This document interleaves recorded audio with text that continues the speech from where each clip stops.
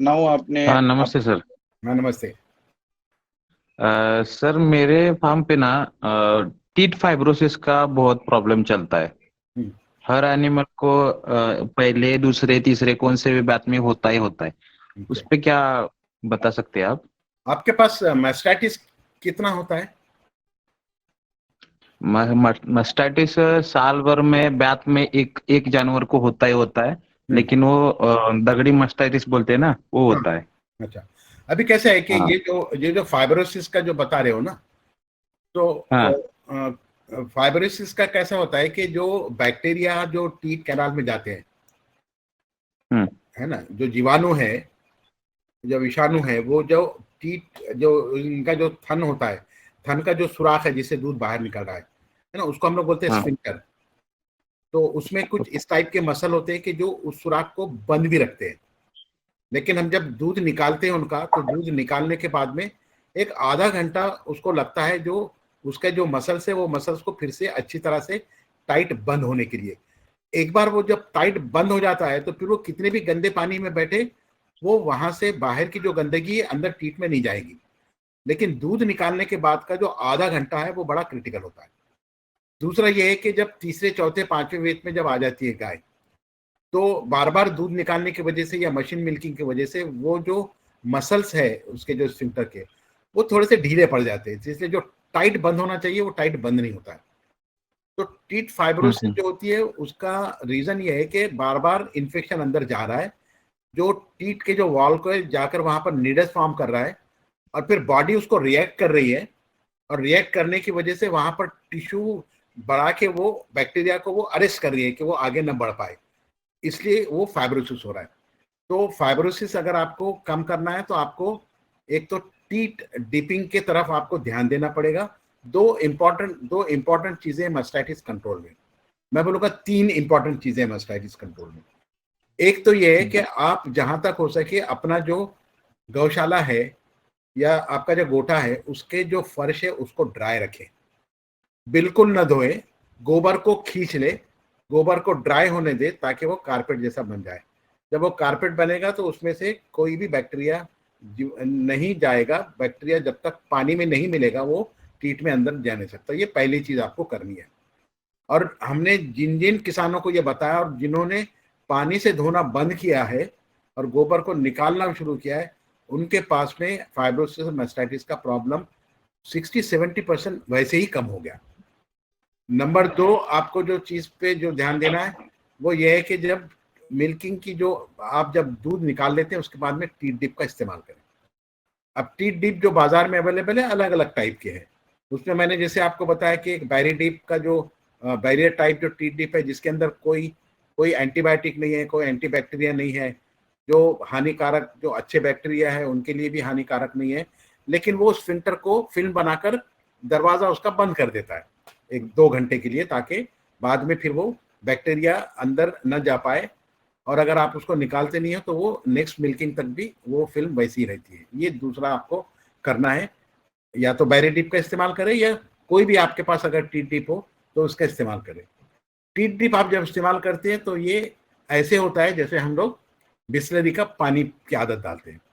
जब हम बिस्लरी का पानी रोज 3 महीने 4 महीने जब हम रोज वही पानी पीते हैं, और उसके बाद में किसी दिन बाहर जाकर आप किसी ऐसी जगह जाकर खाना खाते हो जहां पर कोई फिल्टर्ड पानी है, वहां पानी अगर पीते हो, तो जितना जोरदार जो डायरिया होता है उसकी वजह यह है कि आपकी जो इम्यूनिटी थी वो पानी पीने की वजह से, जो अच्छा पानी पीने की वजह से लोकल इम्यूनिटी कम हुई।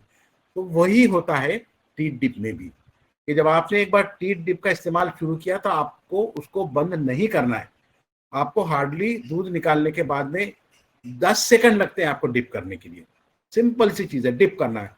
और ये आप डिप करेंगे तो आपका जो इतना बड़ा नुकसान, जो 10% आपका जो मिल्क का प्रोडक्शन है आपके आपके गोटे में, वो खत्म हो जाता है। और ये किसान भाई पता नहीं क्यों नहीं इसकी तरफ ध्यान देते हैं।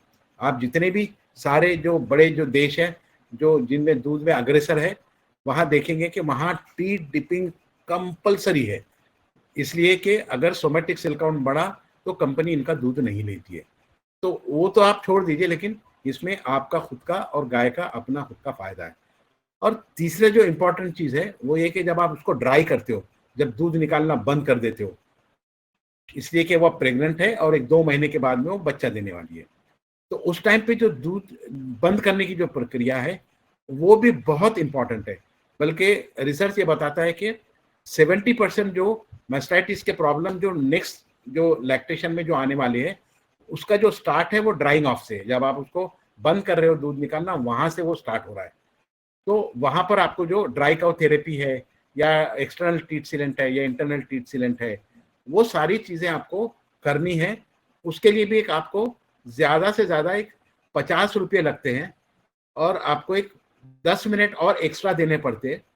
उतना अगर आप करते हो तो आपका जो नेक्स्ट लैक्टेशन का जो गाय जनने के बाद में एकदम सूज आ गई है, दूध पानी के जैसा आ रहा है, उसमें से खून निकल रहा है, बॉडी का टेम्परेचर बढ़ गया है और एक थन खराब हो गया है, 2 थन खराब हो गए, ये सारे के सारे प्रॉब्लम आपके खत्म हो जाते हैं। ये 2-3 चीजें मैंने आपको जो बताया, वो 2-3 चीजें अगर आप करते हो। सर एक बात पूछूं? हाँ, आपने बोले कि टीथ डिपिंग एक बार स्टार्ट करी तो उसको बंद नहीं करना है। राइट। तो बंद करेंगे तो उसकी जो क्या बोलते हैं वो प्रॉब्लम हो बढ़ेगी क्या?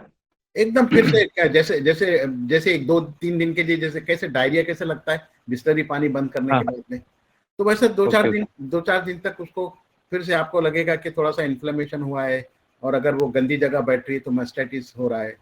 तो इसके लिए आप हाँ इसको एक आदत डालवाना, यानी एक एक बार कोई आदत अगर हो जाए ना, तो वो आदत को तोड़ना नहीं है और वो हाँ अच्छी चीज है ना। उनसे तो आपके दूध की क्वालिटी भी अच्छी बढ़ रही है, सोमैटिक सेल काउंट कम हो रहा है, आपका बैक्टीरिया का लेवल कम हो रहा है, आपका जो दूध है वो जल्दी खराब नहीं होने वाला है।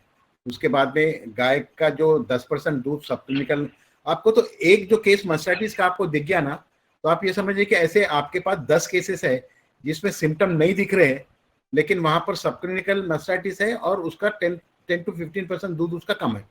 तो उतना नुकसान आपको पूरा लैक्टेशन के अंदर हो रहा है।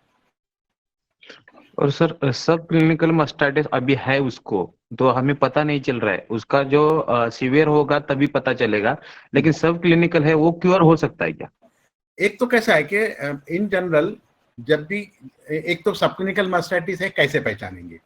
तो उसका एक टेस्ट है, उसको कैलिफोर्निया मास्टाइटिस टेस्ट बोलते हैं, CMT, जो बहुत सस्ता है और अवेलेबल है। आप किसी भी अगर दूध संघ में अगर पूछेंगे, डॉक्टर को बताएंगे, तो वो आपको ये टेस्ट करवा के देगा।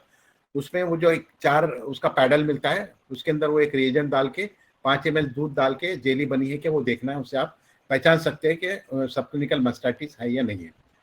अब रही बात कि सब क्लिनिकल मास्टाइटिस का क्या ट्रीटमेंट करना है, जग भर में जो सिस्टम है वो ये है कि जब भी गाय दूध दे रही हो, दूध यानी क्लिनिकल मास्टाइटिस नहीं है, दूध दे रही है, लेकिन सब क्लिनिकल मास्टाइटिस है, तो आपको उसको ट्रीट नहीं करना है। इसलिए कि दूध देते समय अगर हम ट्रीटमेंट करते हैं तो दूध के साथ में सारा एंटीबायोटिक भी बाहर निकलता है, इसलिए जो ट्रीटमेंट कंप्लीट होना चाहिए वो कंप्लीट नहीं होता।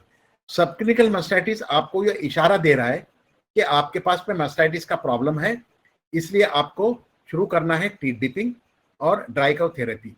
ये 2 चीजें आपको शुरू करनी है। जहां जहां हम लोगों ने CMT टेस्ट किया है, जैसे मैंने बताया था कि हमारा एक बड़ा प्रोजेक्ट था फतेहाबाद में और इस साइड में अपना मोरेना में, MP में, तो वहां पर हम लोगों ने यही देखा कि 30-35% सब क्लिनिकल मास्टाइटिस था।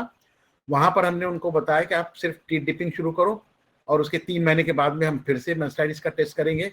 ये सारे के सारे जो 30% केसेस थे वो 2% से नीचे आ गए। तो आपको दूसरा कोई ट्रीटमेंट नहीं करना है, आपको टीथ डिपिंग शुरू करनी है। Okay, thank you sir.